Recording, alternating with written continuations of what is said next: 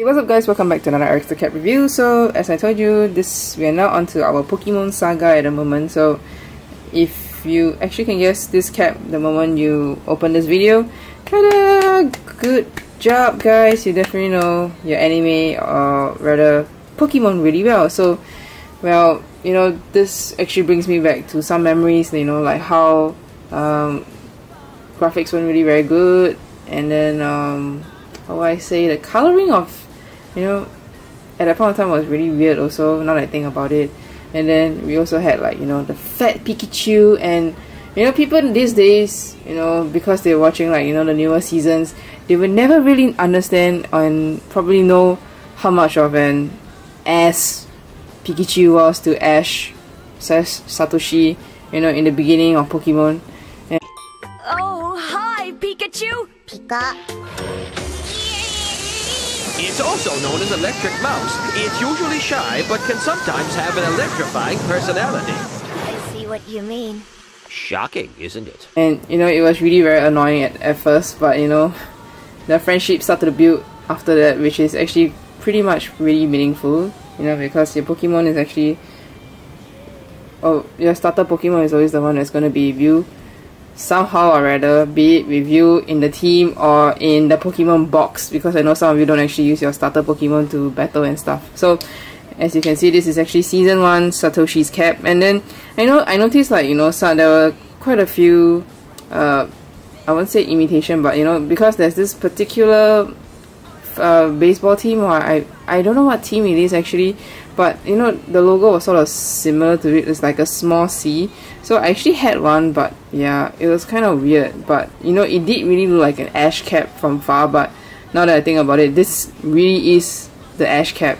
You know, because like you can see how, like, the red bill, the standard red bill, along with the white and the red at the back, and you can never forget the, you know, his, how do I say this popular logo here, which is the green here, which is, you know, stout for, like, you know, I guess the whole entire season, I guess. So you can never forget, you know, like, that's what you see the moment you actually watch the cartoon, other than the fact when he was actually about to catch Pokemon, when he will actually, you know, put his cap, the bill backwards. So yeah, other than that, you will always see this front here, and you always sort of know that this is actually Ash in some way.